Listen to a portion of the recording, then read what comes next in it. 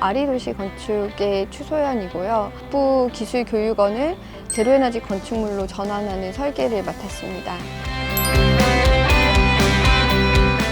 이 사업은 서울시의 저탄소 서울을 만들려는 노력에서 시작되었습니다. 서울시 온실가스 배출 비중의 약 70%를 건물이 차지하고 있기 때문에 서울시는 건물 부분에서의 획기적인 감축 없이는 온실가스 감축 목표를 달성하기가 어렵습니다. 서울시는 저탄소 건물 전환 사업을 추진해오고 있고 민간 확산에 앞서서 공공건축물을 선도적으로 제로에너지로 전환하는 그런 사업을 시행하고 있습니다. 특히 이 사업이 추진된 북부기술교육원 같은 경우에는 그린 리모델링과 관련된 산업 인재들을 육성하는 장소이기 때문에 더더욱 의미가 있습니다. 먼저 건축물에 새 옷을 입혔습니다.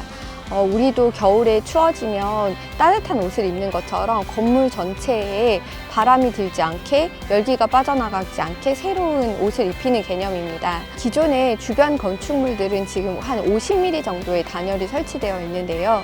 북부기술교육원 같은 경우는 추가로 중불연 우레탄 단열재를 180mm 정도 외벽에 설치를 했고 지붕에도 200mm 압출법 보온판을 그다음에 지하 천정에도 이제 뿜치를 추가로 설치를 하였습니다.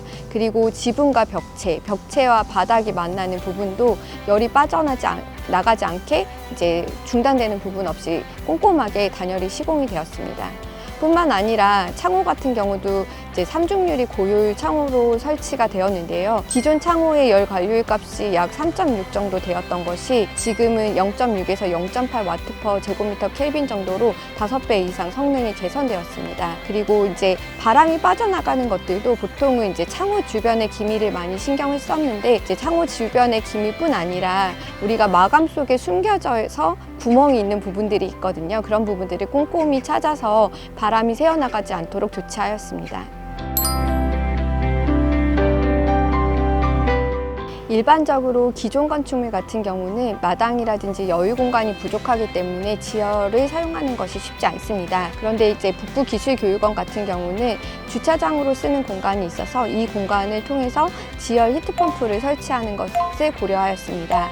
기존의 냉난방 시스템은 약 14홀 정도를 천공을 했고 190kW 정도의 지열 히트펌프를 설치하여서 냉난방을 효율화하였고요. 이 지열 히트펌프에 소요되는 전기는 지붕에 설치된 태양광으로 대체를 하였습니다. 그래서 지붕에 약 60kW 정도의 태양광이 설치되었고요. 이 태양광은 지열 히트펌프뿐 아니라 급탕이라든지 조명, 환기에 사용되는 에너지까지 모두 이제 커버를 할 수 있는 수준으로 설치가 되었습니다. 실제로 저희가 에너지 효율화 건축물을 하기 위해서는 아까 말씀드렸던 단열이라든지 기밀이 가장 기본적으로 선행이 되고요. 가정으로 치면은 쉽게는 보일러를 컨덴싱 보일러로 바꾼다든지 에어컨도 더 효율이 높은 보통 COP라고 해서 그 효율을 나타내는 지수가 있는데 그게 이제 더 높은 숫자를 나타내는 그런 제품들로 바꾸고 있고요.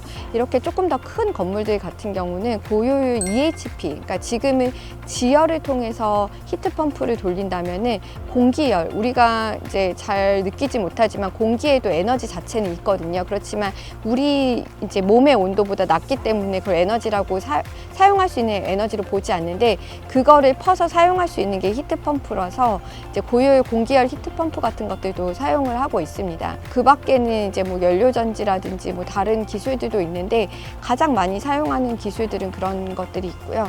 더 큰 건물들 같은 경우는 중앙 집중식으로 공기 조화 방식을 취하고 있는데요. 거기에서 더 효율화를 하고 그다음에 환기를 할 때 열은 회수하는 그런 폐열 회상기 장치 같은 것들을 같이 설치한다거나 하는 기술들을 사용하고 있습니다. 35년 된 기존 건축물을 제로에너지 건축물로 전환하면서 에너지 사용이 많았던 건축물을 제로에너지 1등급의 자립률 120%의 건축물로 전환하였습니다. 이를 통해서 제곱미터당 연간 약 76kg의 CO2를 배출하던 건축물이 제곱미터당 연간 약 10kg의 CO2를 흡수하는 건축물로 탈바꿈되었습니다.